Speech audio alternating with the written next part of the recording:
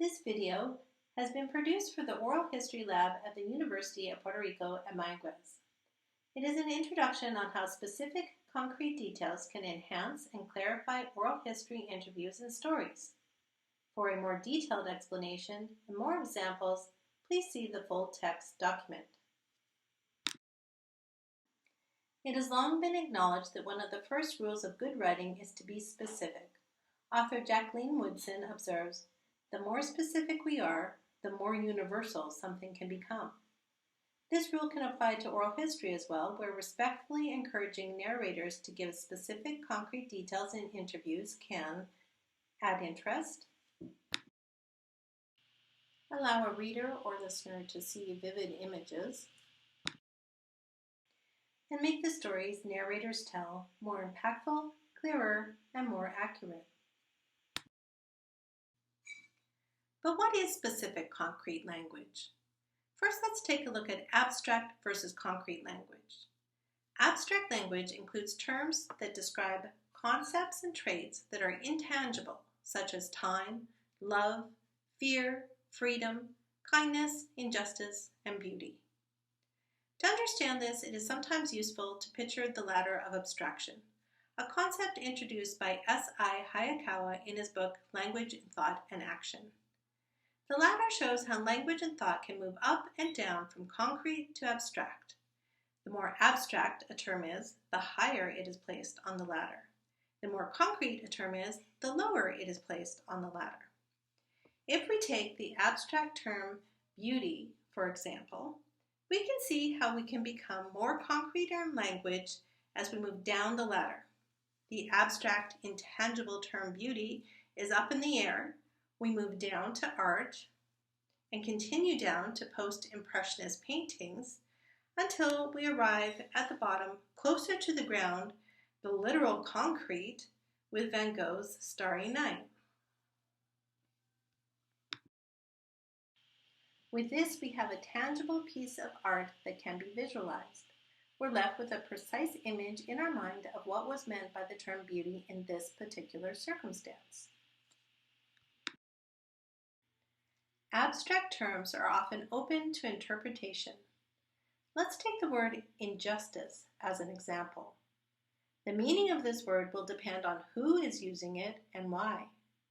The term can be used to express the feelings of a child who is complaining about his bedtime hour, but it can also be used to depict the experience of an innocent person who is wrongfully convicted of murder and is serving a life sentence for crimes she did not commit. Both people can use injustice to describe how they feel, but the term takes on a very different meaning depending on the specific situation being represented. We can also look at general versus specific language in this way. General words describe broad areas and wide categories such as politicians, movies, sports, video games, and food. General words can often be replaced with detailed, specific information which will create a more precise image. For example, food is a very general term, but if I say dessert, you start to get a more specific image in your mind. Still, everyone listening to this video will probably be thinking of a different dessert, so I have to get more specific. If I say banana split with whipped cream and a cherry on top, suddenly, everyone is picturing a similar dessert. We've gone from the very general food down the ladder to the very specific banana split with whipped cream and a cherry on top. Specific concrete details can be especially important in oral history interviews and in creative nonfiction stories based on oral history interviews, because they provide clarity, accuracy, and add interest. For example, in an interview with Jose Garcia Sepulveda, a pastor who opened a crisis center from the back of his small church in Rincon, Puerto Rico after Hurricane Maria, he speaks about going door to door to provide supplies to people in need. We'll now listen to a part of his interview where he talks about the poverty he saw.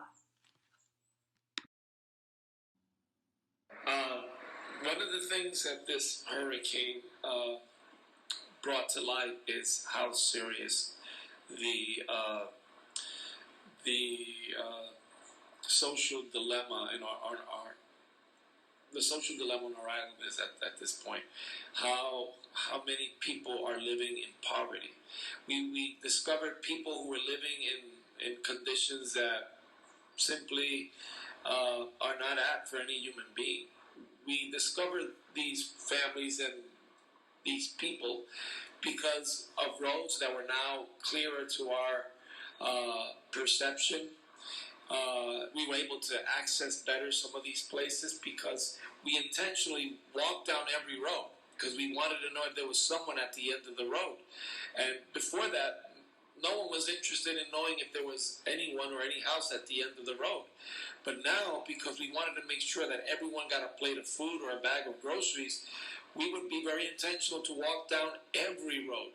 And by doing that, we discovered that there were so many people living in isolated and remote areas in such poverty, in such inhumane conditions, and I'm not exaggerating by saying inhumane. In his interview, Pastor Jose repeatedly mentions words like need, poverty, and inhumane conditions. While this is important to discuss, these terms can be vague and abstract and do not leave the listener or reader with a clear image of what he has personally observed. When we used his oral history interview to produce a creative nonfiction narrative for the book Me Maria, Surviving the Storm, we needed to do a short follow-up interview to ask for more specific details. The final version of the story in Me Maria included this description. Pastor Jose says, "We visited one house that was very dilapidated. It had hardly any paint on it and was slightly off its cement foundation. You could see through holes in the wooden panel walls. Inside, the floors seemed too weak to step on. The kitchen had a small metal sink and a few pots and dishes. They had a very old portable stove hooked up to a cylinder gas tank, and the walls were black, entirely covered in grease. The bathroom was unfunctional, the faucets were broken. The bedroom consisted of a very old mattress on the floor. Rodents, roaches, and insects roamed freely in and out of the house. In spite of all their poverty and need, the people who lived there offered us coffee."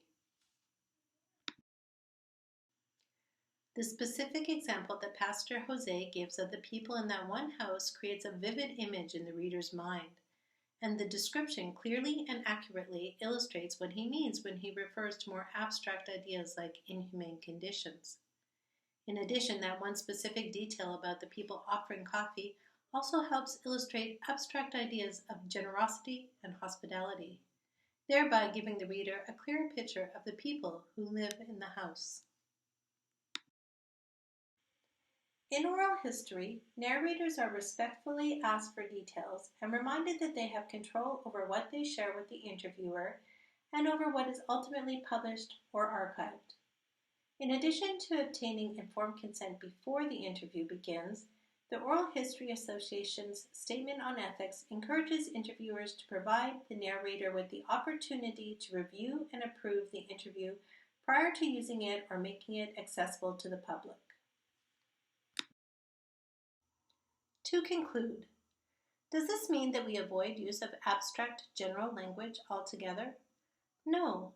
As educator John Freelander states, we need abstract terms. Abstract terms are useful and necessary when we want to name ideas, but they are not likely to make points clear or interesting by themselves. Good writing, effective storytelling, and compelling oral history interviews will have a balance. Abstract ideas will be discussed, but ideally, when possible, they will be illustrated and clarified with specific, concrete examples and details. Author Jacqueline Woodson, quoted at the beginning of this video, continues her observation by stating, "Life is in the details. If you generalize, it doesn't resonate. The specificity of it is what resonates." For a more detailed explanation and more examples, please see the full text document.